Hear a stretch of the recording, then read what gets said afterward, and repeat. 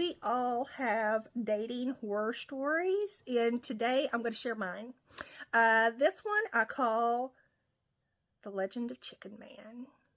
Well, anyway, I was new to the dating world. I'd been in consecutive relationships for the past 17 years of my life, married, divorced, engaged, and so forth. So I really didn't know what to expect or anticipate, and, I was a little naive. This guy, he was younger. He was a decade younger than me, and I thought, well, why not? Why not give it a shot, see how it goes? First date, we went to a Japanese restaurant. I noticed that he drank a little bit more than I was comfortable with, but I figured he was nervous. Second date, again, I noticed that he drank more than what I was comfortable with, but again, I was like, well, maybe he's just a social drinker. I wasn't drinking, but, it's okay. The third date, he was insistent that we go out on a Saturday to Applebee's. And it was the day that I was going to get my hair dyed. So I explained to him, look, it takes a long time for me to get my hair done. My hair is super thick. When I get my hair done, it takes about 4 to 5 hours. I was getting highlights done and so forth. And I was getting it done an hour away from this Applebee's. So I told him, I was like, there's no guarantee on what time I'll be done. It might be 6. I'm not for sure. I'll just have to call you. But he really wanted to go out on a Saturday. So I was like, that's fine. So he knew what was going on. Well, anyway, he's messaging me, like, where are you? Blah, blah, blah, blah. And I'm like, I'm still getting my hair done. I told you it takes a lot of time. And finally, when I did get done, I call him like, hey, I'm on my way. It's an hour's drive to this Applebee's. And that's when I find out that he's been drinking since 10 o'clock in the morning. He's been on the porch drinking this whole time while I was getting my hair done. And that's when I realized, like, oh, this might not turn out too good. I should have paid attention to the signs a little bit better. So anyway, he says, when I get closer, he says that he's running behind. He wants a 2 for $20. He wants a steak with his. And then I think it was like pasta or something that I got. I can't remember for sure. So anyway, I get there, he's running behind, and I'm the type of person, I make friends with everybody. I get to know the waitresses, find out their life story, they find out mine. It's just the way I am. So, I order the honey barbecue boneless wings with blue cheese as the appetizer because that's my favorite, And I'm waiting and waiting and waiting, and he is just so freaking late. He said that there was he had to take care of the chickens on his parents' farm, and there were some issues there. I was like, okay, And anyway, I ended up eating almost all of the chicken wings because it just took so long. And anyway, he came in, and he was drunk as a skunk, and he was very foul. No pun intended. But anyway, he was just in an awful mood. He was like, I don't want to kill this chicken.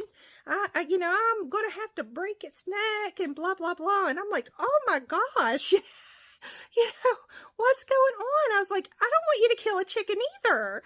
And I accidentally hit my phone. So, where was I?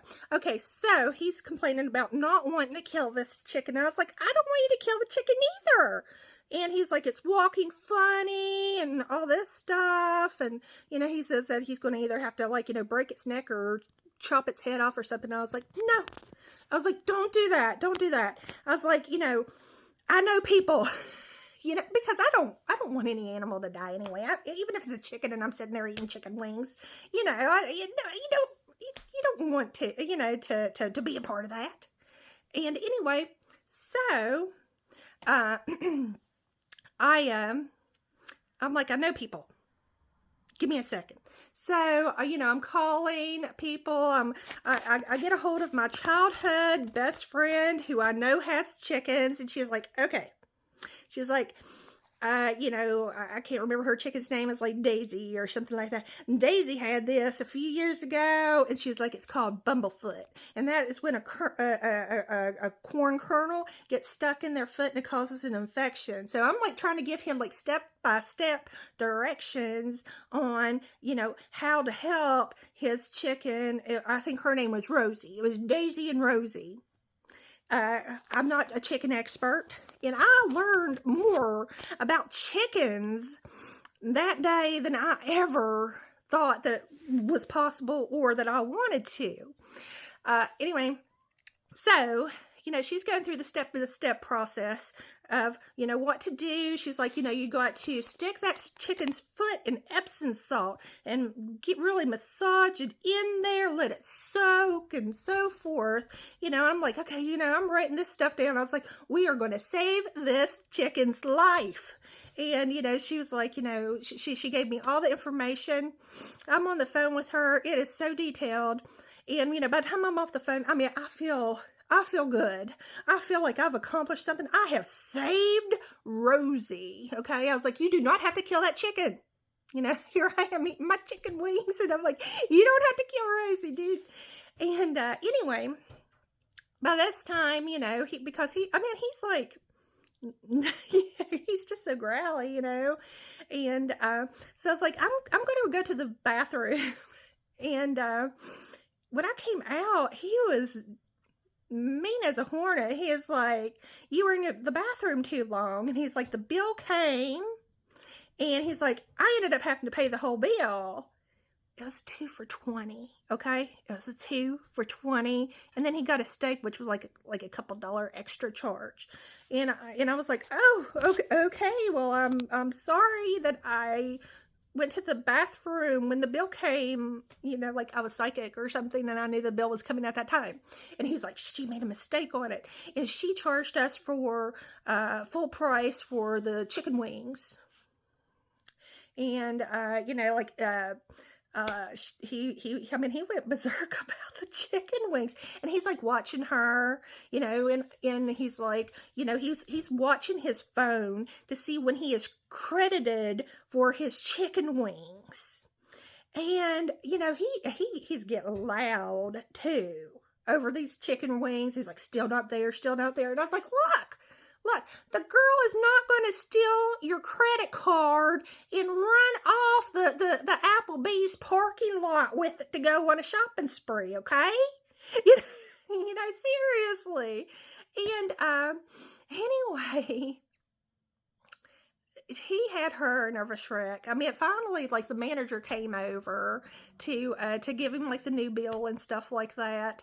And he was just so nasty about it. He said that he wasn't going to tip her nothing for the mistake. And he was like, I'm leaving. And he said, if I wanted to tip her, I could go ahead, but he wasn't going to. And I was just like, okay. So I stayed. He left, and I stayed, and I apologized to the poor girl. And I gave her a tip, because, and it was embarrassing. It was so embarrassing to me because, I was so, trying to be out of my way nice to this girl. And, he just came out like a grizzly over this daggone chicken. I saved the chicken's life. I mean, the chicken survived. He didn't kill the chicken as far as I know. So, anyway, later... I'm going to tell you, ladies, right now what you need to do, all right? I've already run over the time.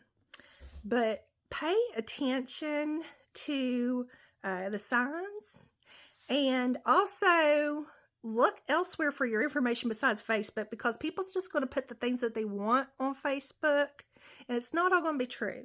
I later found out through, Googling his name and doing research, I found his mugshots.